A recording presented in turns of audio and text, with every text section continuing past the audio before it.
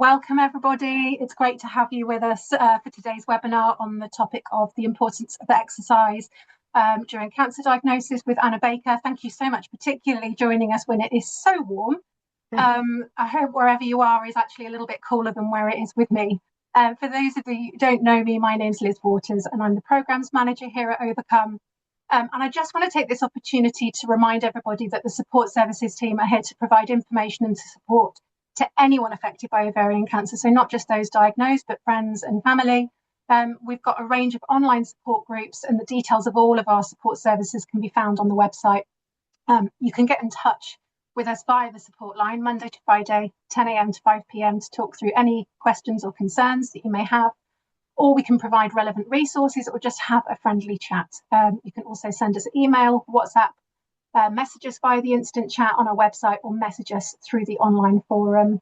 My Overcome, whichever way works best for you. We're always really, really happy to hear from you. So please do not hesitate to get in touch with us if you so need.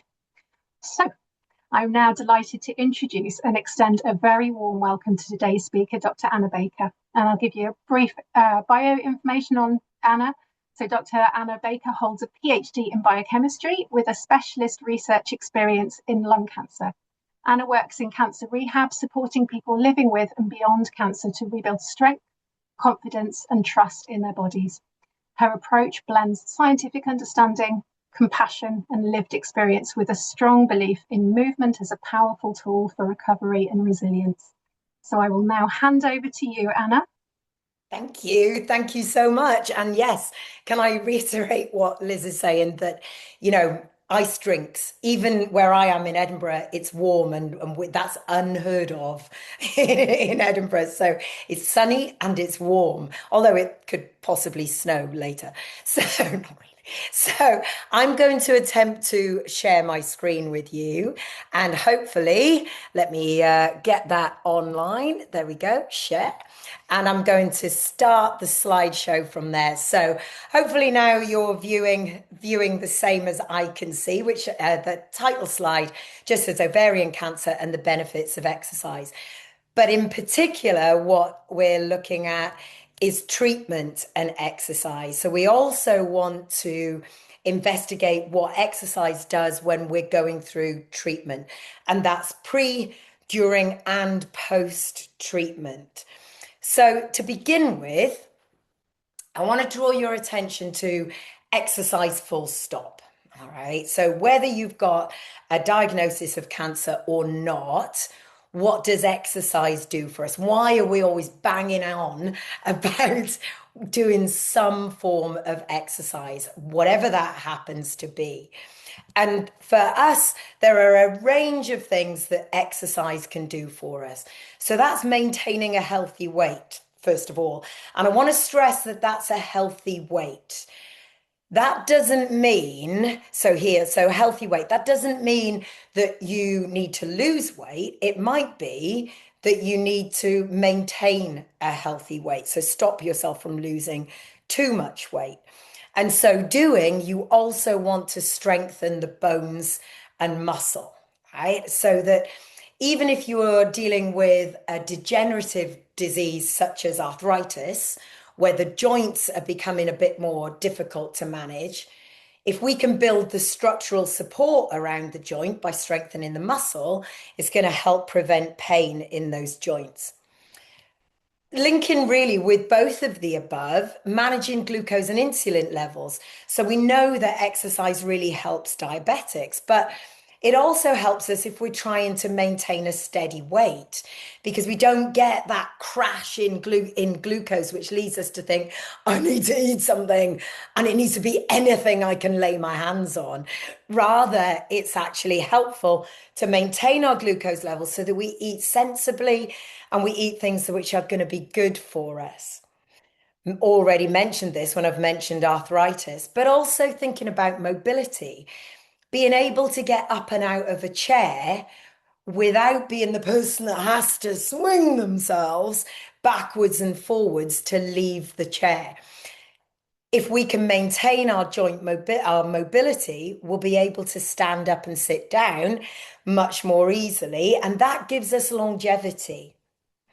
improve our sleep quality. And it's one of the things that gyms, and I don't mean people called James, I mean the gyms that you attend to get fitter, those places, the first thing they always say that you'll get when you start to exercise, wherever and why ever that might be, is you'll get more energy.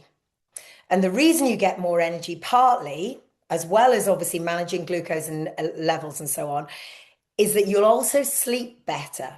And because you've done something in your day, whether it's gone for a walk, whether it's step up and down, whether it's go for a run, whether it's just do some mobility moves, you will sleep better. And one of the first things I notice with people I interact with when they're going through some kind of treatment is after their first session, the first thing one of the things I'll say to them before they leave is, I bet you sleep well tonight.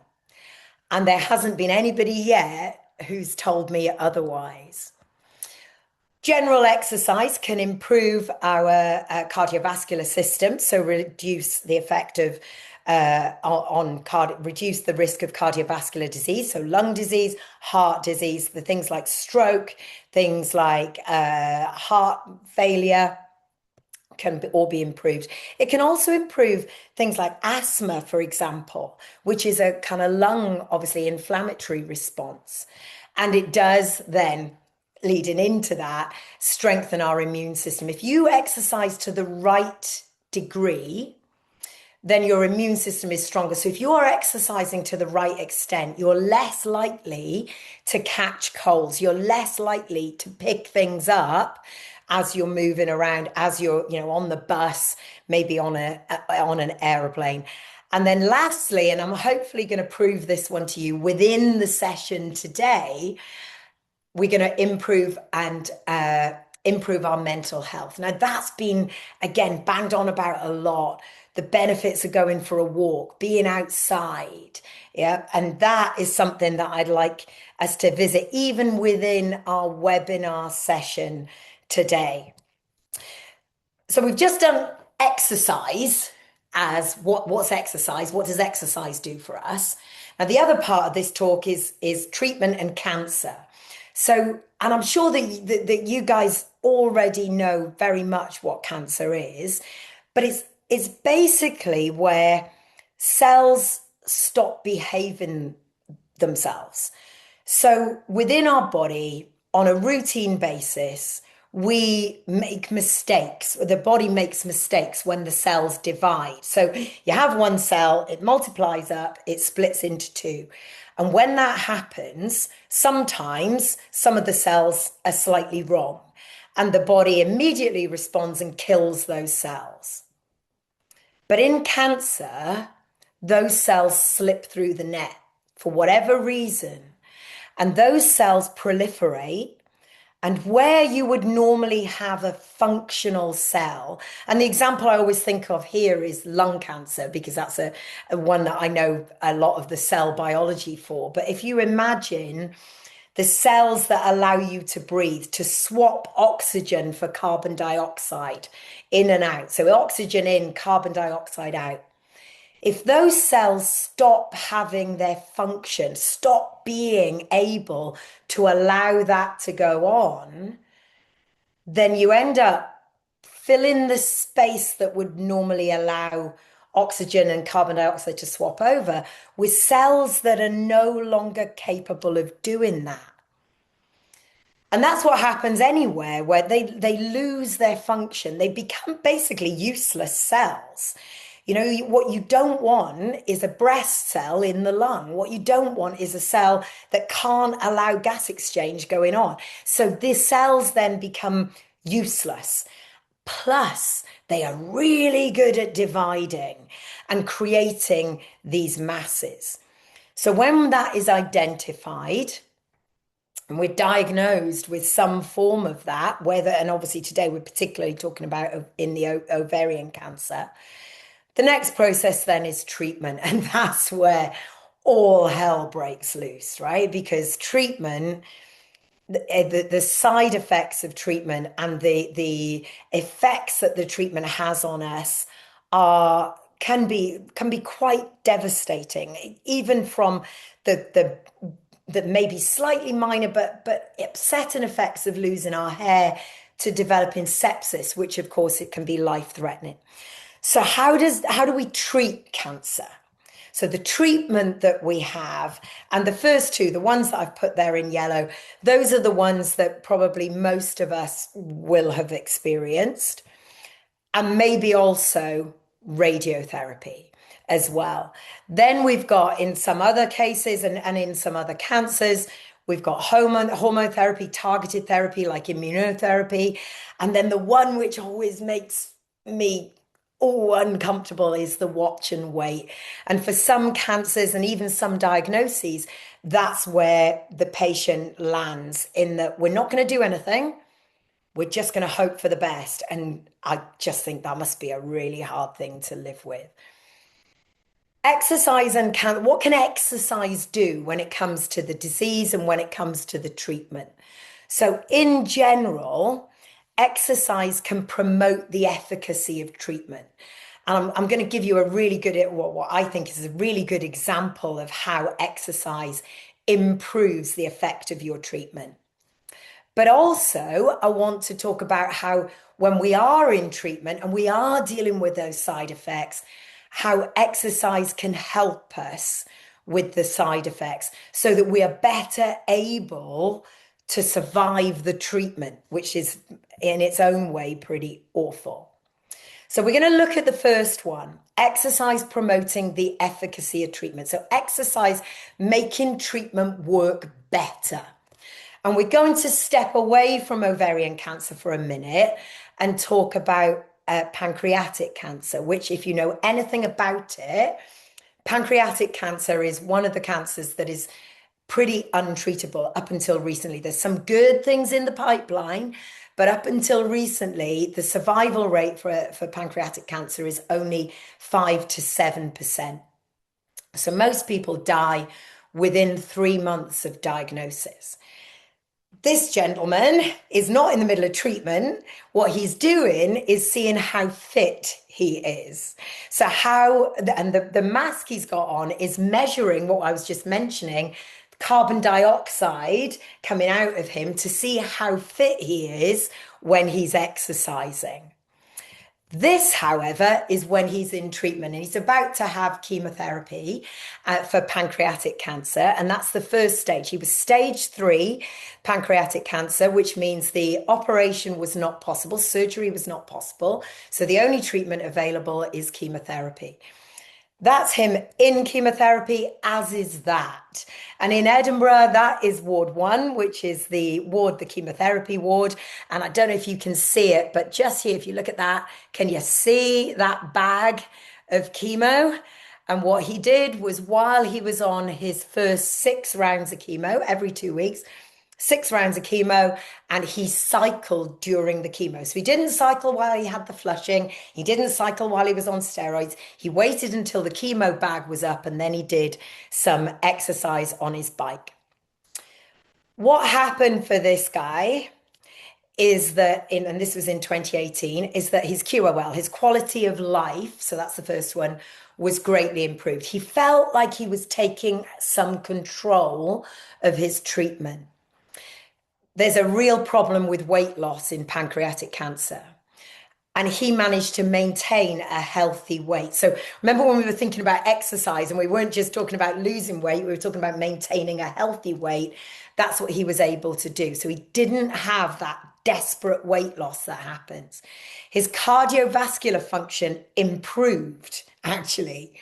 He was less tired. And I'm sure if any of you have been through chemotherapy, radiotherapy, even the surgery, that bone weary fatigue that you get, that it does not match. It's not tired. It's not being tired. You can't call it being tired. It's a fatigue that gets into your bones. For him, that wasn't as bad. And part of the reason for that was sleep quality. He was able to sleep better. This caused a reduction in tumor size be above and beyond what was expected, which meant that he then progressed to having the operation, the Whipple procedure as it's called, which meant that his life expectancy rose from 3 months to him. He died from pancreatic cancer, but not until 2021. So instead of 3 months, he survived for 3 years. Now, this is a personal story for me because that guy was my husband. And it's one of the reasons that I became fascinated with what exercise can do for people going through treatment, people who've had an exercise diagnosis, and why, to me, it's almost, and Liz knows this as well, I'm almost evangelical about it because I believe the only thing that he did differently, chemo was the same, the surgery was the same, nothing was different for him except exercise. So, what about you guys then? Initial therapy treatment for you guys, surgery and chemotherapy. And then we've got those long-term treatments, which some of you might be on. What I want to talk about is to focus in on surgery and chemotherapy and to focus in on the side effects of those two treatments in particular. So to start with, the fatigue, all right? That bone weary fatigue. The only thing that has been shown to help that fatigue is exercise, right? One way, shape, or another. And if you look at this is the first slide I showed you, the one that shows you all the different effects of exercise. If you look at the red ones, managing glucose and insulin levels and improving sleep qualities, they are going to improve your fatigue.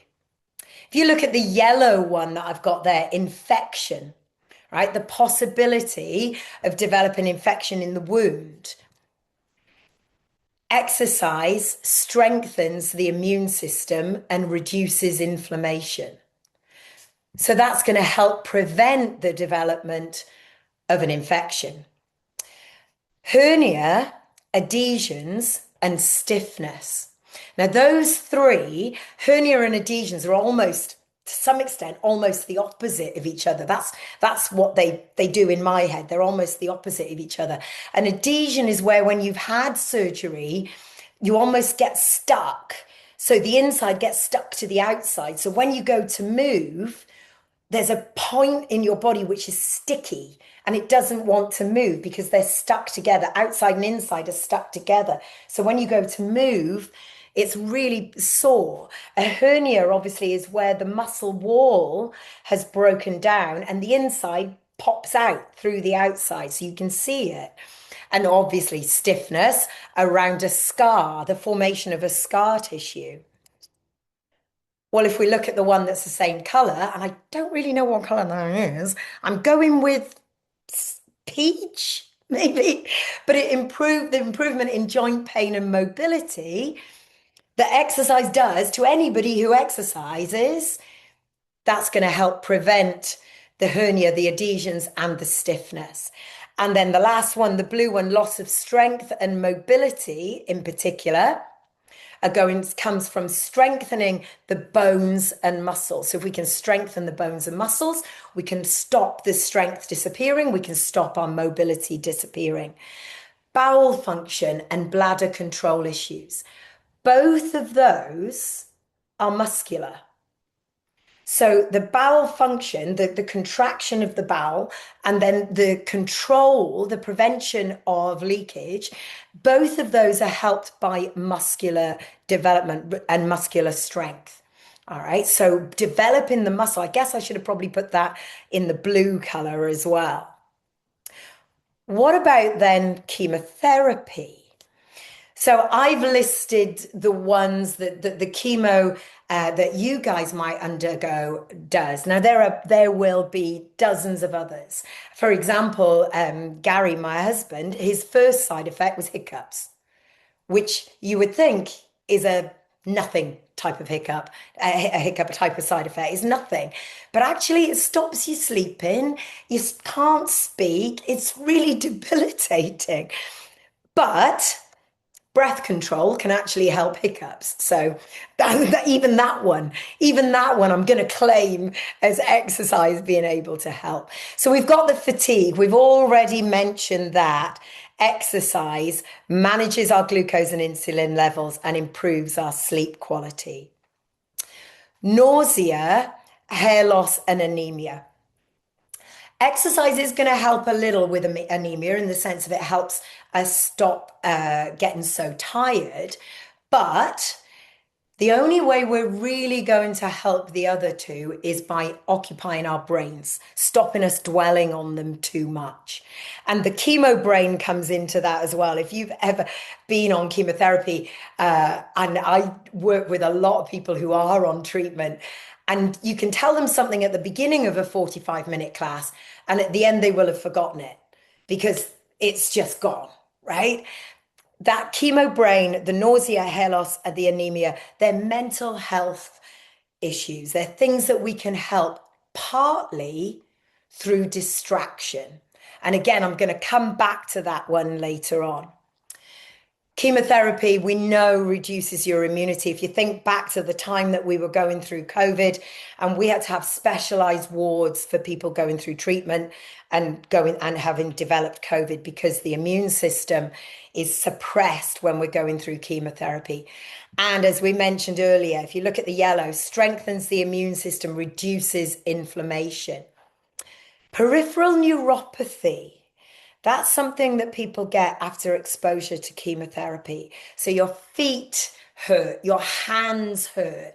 Now, the hands seem to come back a lot quicker than the feet. And maybe you've noticed that yourself. One of the things that we do in the sessions that I do is we try to make sure that we're also moving the feet.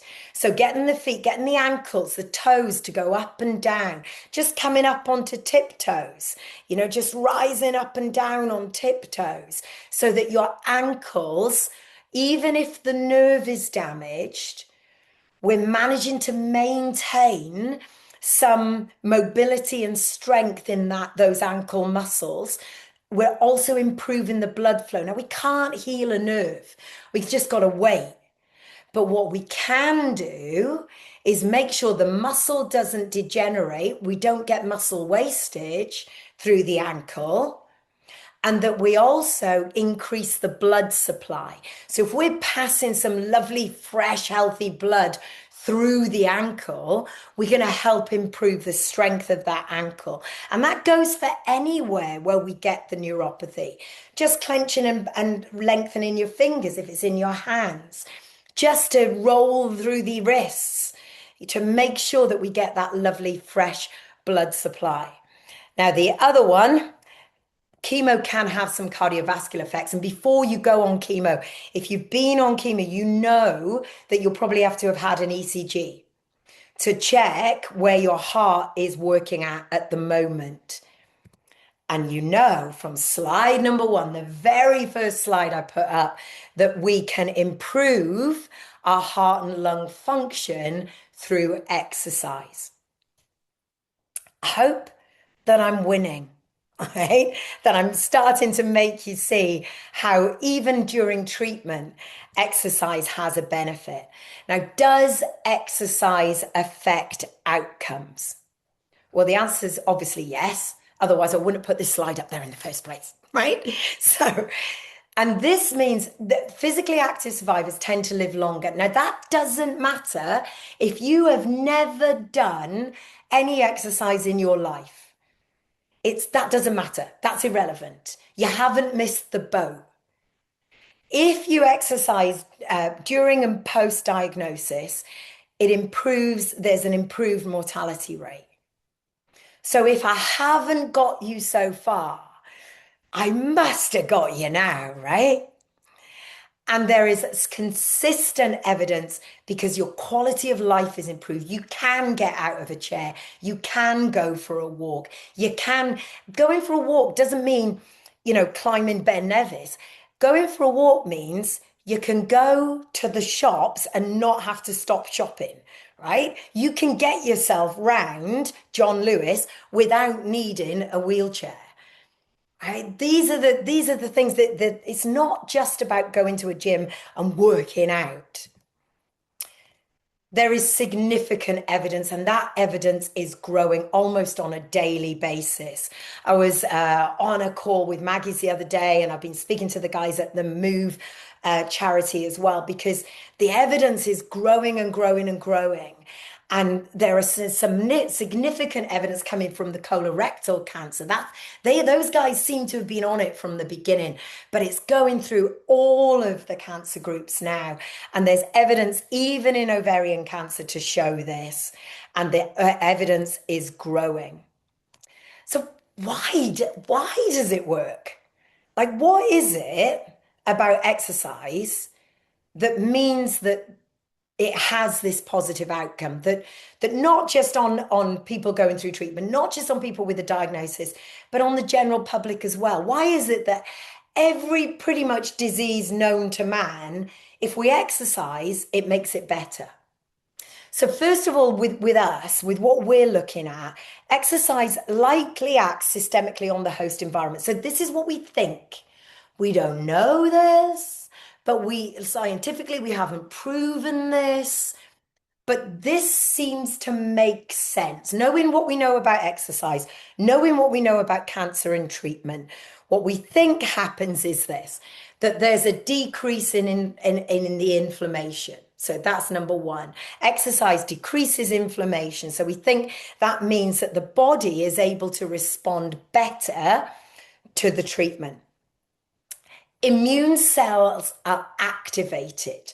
Now, if I can again pick from another cancer that we've looked at, and this is one of the blood cancers, and it's been proven that if you put someone on an exercise bike for 30 minutes, and I don't mean hammering it, I mean just pedaling away like they've got, a baguette in the basket at the front, like a Sunday afternoon cycle, that the amount of immune cells whizzing around their blood supply goes up by 64%. Not 1%, 64% increase in immune cells floating around their body, around their blood. Now, these are the immune cells. The immune cells I'm talking about, if you know anything about this, are called natural killer cells, which is my favorite name for a cell. It just gives you an image of what they do. These are the cancer-seeking cells, the cells in your body that go, whoa, wait a minute, out, no, not having that, kill it. Natural killer cells. They go up by 64% after half an hour on an exercise bike. Just saying. Growth factor signaling and regulation. Part of the problem with cancer is that we lose the regulation of the cells. That's what I was saying right in one of the first cells about cancer. The cells have gone mental. They've gone loopy. They don't know what they're meant to do. They don't know who they're meant to be. And they keep going, keep going, keep going, keep going, keep going. Divide, divide, divide, divide, divide. That's how we treat them with chemotherapy. That's what chemotherapy does. Chemotherapy is there to target the fastest dividing cells in your body. That's why you lose your hair. It's why you feel sick. The cells of your tummy, inside your tummy, divide all the time, quite a lot, because there's acid in there. So they have to keep dividing, keep dividing. Yeah, your hair, well, mine doesn't grow very quickly, but your hair grows. That's because the cells are dividing.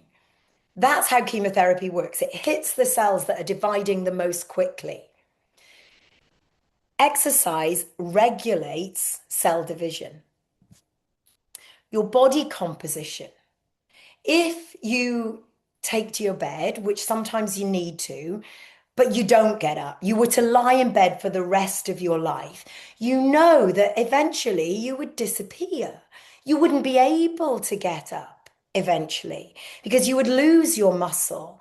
You would be unable to move. And exercise, getting up and out of bed, walking around the room is what gives us the strength to do it, not just today, but tomorrow.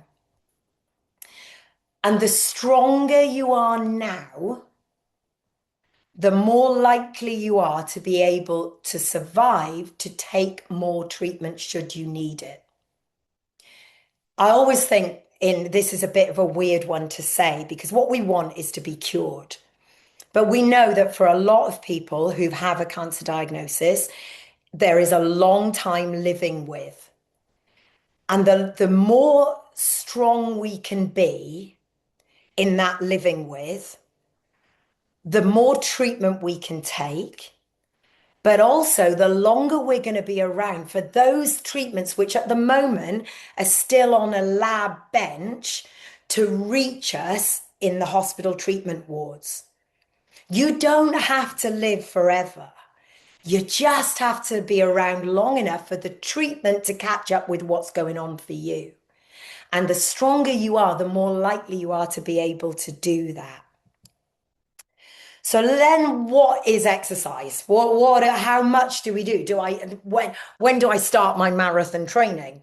The answer to that for me actually is never. So just going with that.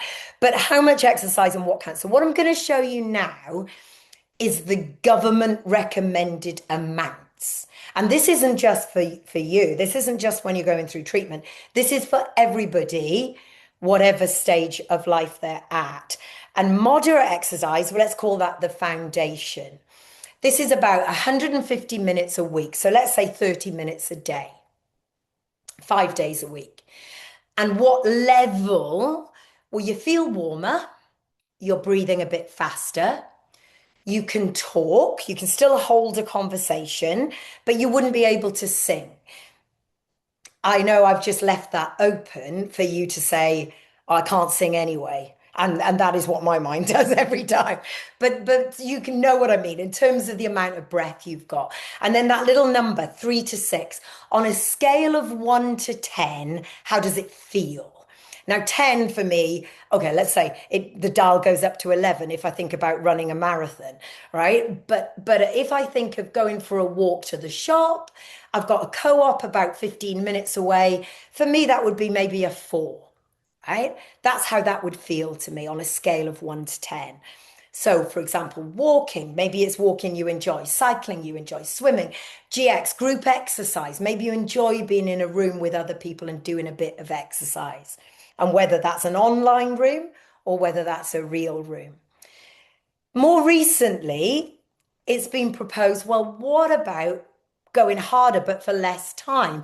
And that's what we would call vigorous exercise. So 70 minutes a week, so half the time.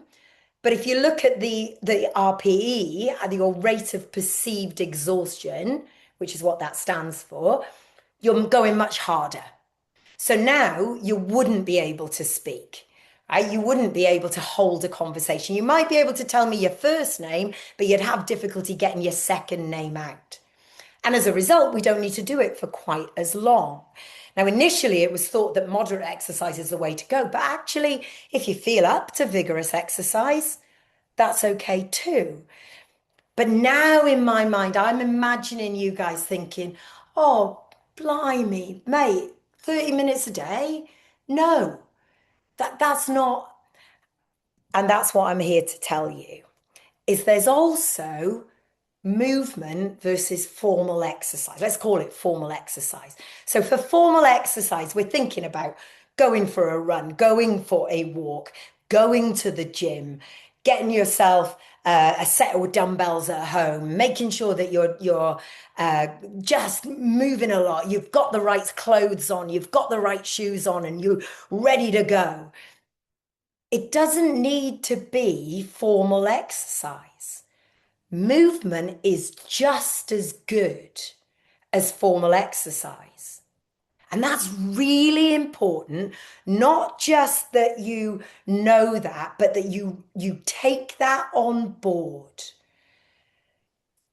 There was an experiment done with a group of cleaners.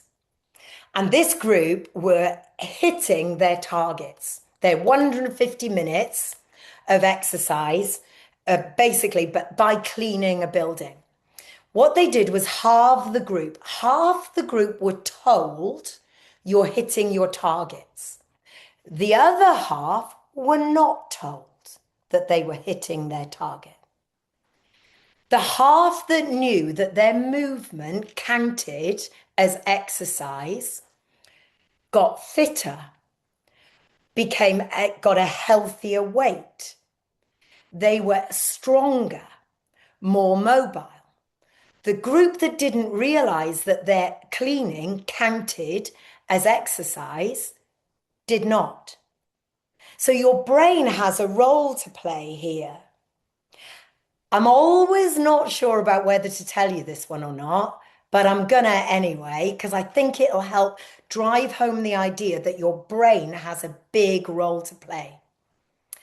If you were to sit on your sofa and think about doing bicep curls, and imagine yourself doing them with a really heavy weight, and imagine that for, let's say, I don't know, 10 to 15 minutes a day. After a period of time, your biceps would get stronger, even without you moving. That's how powerful your brain is. So accept that movement is as good as formal exercise. So doing the housework, going for a little walk around the block to pick up something that you've forgotten from the shop, changing the beds, because a king size duvet, changing a duvet is 100% worth half a marathon, surely. Anything is better than nothing. Because if you've done something that is more than you did yesterday, and it's more than someone else might be doing. So for example, and this is what I'm going to give you now, is a couple of examples with appropriate pictures. Stand on one leg when you brush your teeth. Now you're meant to brush your teeth for 2 minutes. Do you? I mean, we can have a vote on that later, but you're meant to be brushing your teeth for 2 minutes. Why not stand on one leg in the morning and then in the evening stand on the other leg? And doing that is going to improve your balance. It's going to work that core. Now, by core, let me drop that screen a little bit. I mean everything in the middle. You don't have to do sit-ups to work everything in the middle. Standing on one leg works the midsection. Now, if you think, God, 2 minutes is a blooming old long time, Anna, I'm not sure 2 minutes is good, great. Then you've got something to aim for. Start with 30 seconds, then or count to 10, then change legs. And then the next time you do it, count to 15, count to 20 as you do it, swapping legs each time. Now, if you can improve your core strength and your balance under safe conditions, now look how close she is to the sink. She could hold on to that sink if she needed to. So she could put a finger on the sink. So if your balance isn't good enough for even a count of 10, I got you. Hold on to the sink. What about some other ideas? A balance walk. Now, this does have a slight purpose in the sense of if you were ever, pulled over by the police in America and asked to walk in a straight line, you would be able to get away with it. But secondly, if you can improve your balance, and here's a little picture of someone doing it, if you can improve your balance under safe conditions like this, then when you're outside and I don't know what it's like where you are, but in Edinburgh, the pavements can be a nightmare. The curb just disappears, or there's a big slab raised up and you trip. The last thing you want is to be falling over. So if you train your balance to be better under safe conditions, then when you need it in anger, when you're in the real world, then your body knows what to do. Now, this is a great little exercise. You walk along heel to toe, and you don't allow a gap between your feet. Can you see how in the picture she's got her head lifted? I guarantee if you were to just do that now, so if I bring that little screen down, there's my chair, let me move the chair, that if you were to do that now and just take a walk, let me move away, there we go. So if you were to take a little walk, heel to toe, what you would do right now, and give it a go if you don't believe me, you'll be looking at your feet. And what I want you to do is look up. So lift your chin, Be proud of what you're doing. You're giving a walk a little go. So heel to toe. I've got a nice big rug in here. So I could maybe do all the way around that rug. Or maybe if you've got a kitchen work surface, you could put your hand on the work surface, go along the work surface just to give you a little bit of support. What about this one? Now, if you've done a session with me online, it was the first session we did. And one of the things we did was sit to stand. It's such a simple exercise.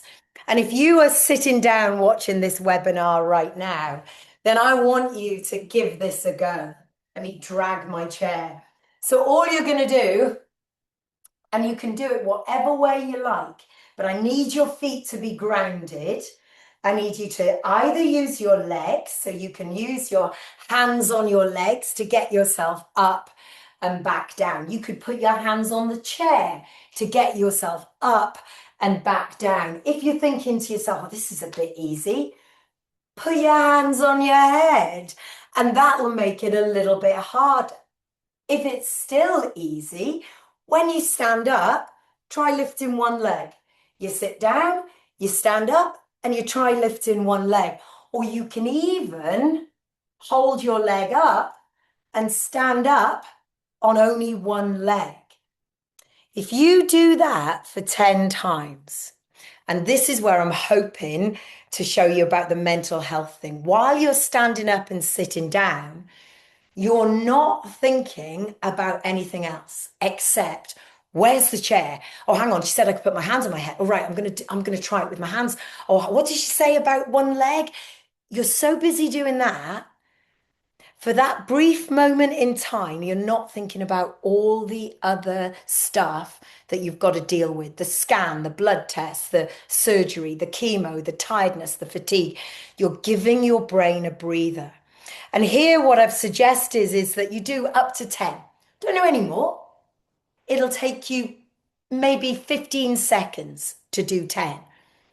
But what if you set an alarm? Now, even if you're watching TV and every half an hour an alarm goes off and you go, right, I'm just going to stand up and sit down 10 times. By the end of a movie, you've done 40 squats. What if you set yourself a target to do it 3 times in the day? By the end of the day, you've done 30 squats. If you do that every day, by the end of the week, even if you only do 5 days, but let's say you do 7 days, because it's only 3 times, 10 times, up and down, 3 times a day, you've done 210 squats. What about you do that over a month? That's over 800 squats in a month, which is near 1,000. That's from 30, 45, less than a minute a day. What about this one? Marching in place. So if you don't have a seat wherever you happen to be, just marching, and I am lifting my knees, you can't see them. There they are, right? Lifting my knees up and down, using my arms up and down. It'll get your heart rate up. I've put 1 to 2 minutes, but you could just count. Say, right, I'm just going to do it 10, 20, 30 times. And your heart rate will get up. So if you're worried about leaving the house, you don't want to be exposed to other people, you don't want to go for a walk because you're frightened that maybe you won't be able to get home. Why don't you try this first and see how it feels? Wall press-ups, this one was hilarious. But again, upper body work. So here's my wall. You can see a little lamp. You put your hands, and I'll show you the image in a second. You put your hands on the wall. You can go as close as you like, and you just do a little baby press up. Now, if you've got a kitchen, which you probably have, you can put your hands on the work surface. So down here, I've got a radiator. I can put my hands down there onto that radiator and do some press ups against the radiator. It'd be a little bit harder, but as I get stronger, I'll be able to do it. What about doing that when the kettle's boiling? Alternatively, and we did this in the first session as well, we also had tricep dips. So again, using the chair, we can use the chair. And if you go back onto the YouTube session, then you'll be able to see all the exercises you can do with the chair. And we went through loads of those. And these are just some of the ideas. Movement doesn't mean you need to put special shoes on. You don't have to wear special clothes. You don't even, as the first one says, need to leave the house. In terms of our long-term treatment, particularly for you guys, the most common side effects are fatigue and anemia. And we've already said how much exercise will help with these two. I don't want to bang on about, oh no, wait a minute. Yeah, I do. I do actually want to bang on about it. But just another reason. The other side effect is that there may be an effect on blood pressure. One of the best ways to reduce your blood pressure, you guessed, right? The answer to that, exercise.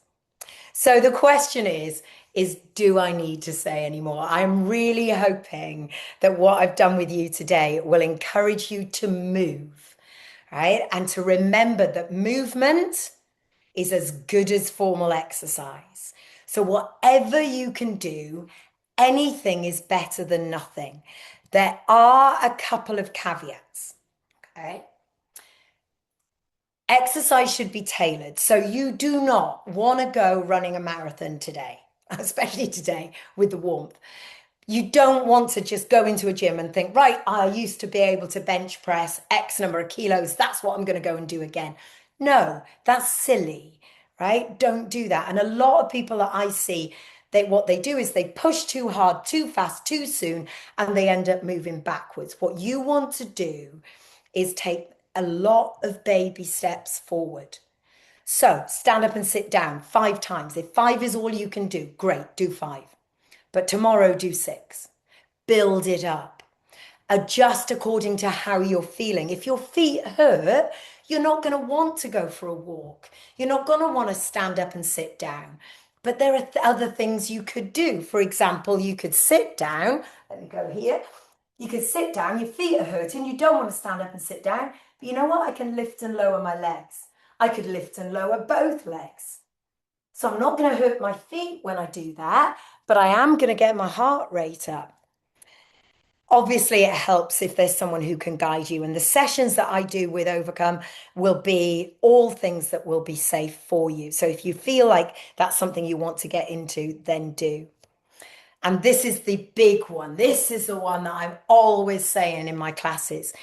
These are the words to remember. You want to feel energized, not exhausted. So when you get to the end of a session, as you get to the end, you want to feel like, yes, did it. You don't want to feel like, oh dear God, right? It's a different feeling and you will know that feeling. So I leave you with this question. Shall we? Maybe we'll meet up again online and you will be able to move with me. And that's all I wanted to share with you today. So thank you for joining me for that. Brilliant job. Oh, Anna, thank you so much. Your Welcome. passion is just infectious, and I'm sure that everybody would agree that you are so passionate about exercise. I can't see why anybody would say that and refuse you. We have around sort of 8 minutes for some questions. Nobody's popped anything in yet. You still have time, so if you do want to pose anything to Anna, please use the chat box, and I can pose that to Anna. I just want to ask you actually. So I don't know if anybody who is attending at the moment, or people who might be watching the recording on playback, has read Atomic Habits by James Clear. Just how important it is actually to build that into and keeping it small, because I think people probably get quite overwhelmed because we have these apps and we have Couch to 5K, and we have this assumption that you need to do 10,000 steps a day, and actually that's quite overwhelming, particularly with a diagnosis as well.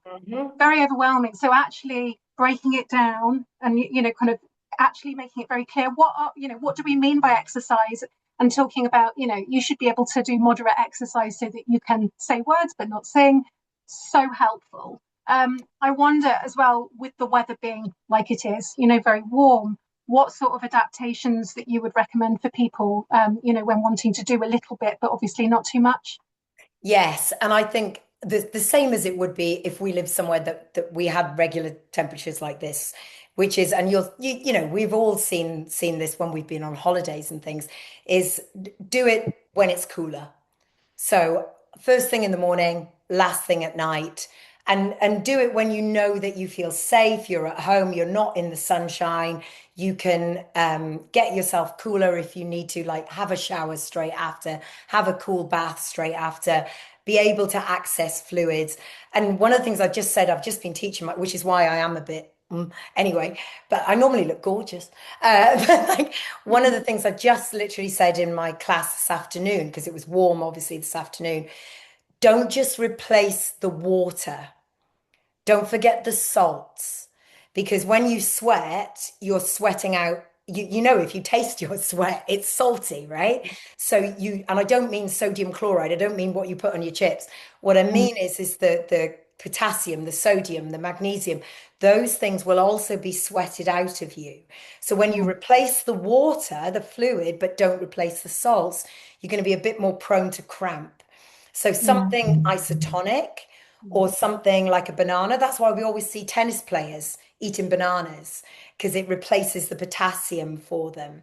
So yeah. making sure that it's not just water that you replace, but Mm. also the salts as well.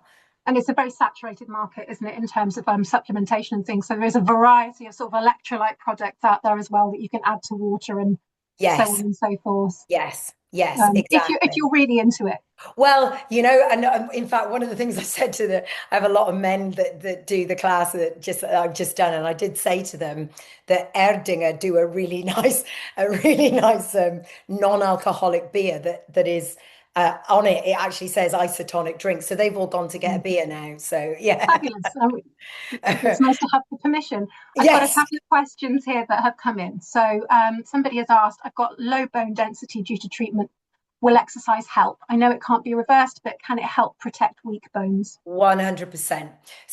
Mm, So one of the things that happens, and it's very similar for when your joints and things get weary and a bit rubby. Um, the exercise, what you can do is build strength around the bone. So you can't obviously regrow the bone, just as you can't heal a nerve. But what you can do is build structural support around the bones and improve your balance. So one of the things we were talking about in the session we've just done is if your balance is better, you're less likely to fall. So if you're less likely to fall, you're less likely to damage the bones. Similarly, if you have say the bones in your legs are a bit weak, if you structurally build the muscle around those bones, then you're less likely to damage the bone. So 100%, it is definitely worth doing and keeping on top of that and keeping on top of your balance as well. Two things that will really be helpful for you for longevity. 100%. Yeah. I've got another question here, which I'm trying to read, but my mouse is being a little bit temperamental. Prior to I think I can see diagnosis, it. Yeah. yeah, can you say it? Prior to diagnosis, I attended physiotherapist once a week and swimming club. Or is that personal trainer? Yeah. PT. I would like to return to this. Up till now, I've walked daily. If doing at home, do you need to warm up first? Yeah, personal trainer. Somebody's Okay. recently started inhibitors. Is it best to wait until any side effects have settled before resuming gym and swimming? Sorry to that person. Yeah, so what I would say is that you are more than capable of going back to it, and you definitely will go back to it. What I would probably do is do some stuff at home so you know where you're at before you walk into a pool. Right? So before walk, swim, jump, dive. I don't know however, Deb, I don't know how you get into a pool, but however you get into the pool, that you are ready for it. So in the sense of you know your limitations, maybe the first thing you want to do when you go back to the pool is try to see what it's like walking first, walking up and down, and maybe limit the session. So don't think about going, right, I used to swim 1,000 meters. I'm going to go back to doing 1,000 meters. Don't do that. You're going to set yourself back if you do that. Think to yourself, right, I'm going to go to the pool and I'm going to do two lengths. That's it. and promise yourself you're only going to do two and don't do any more. And then see how that feels the next day. Then when you're ready to go back, think, okay, I'm going to do five and see how that feels, depending on where you were or where you would like to be, and build it little by little. The Mm. exercises that I've mentioned here, so for example, standing up and sitting down, marching on the spot, doing some press ups. No, not really. You don't really need to warm up before you do them because they're actually very functional exercises. And the reason we warm up before we do anything in the gym is to get the blood flow going. And the sort of thing that you might do as a warm up in the gym is really what we were talking about doing here straight away anyway. The only additional thing I might suggest if you're, for example, just getting out of bed is to make sure you warm up your back.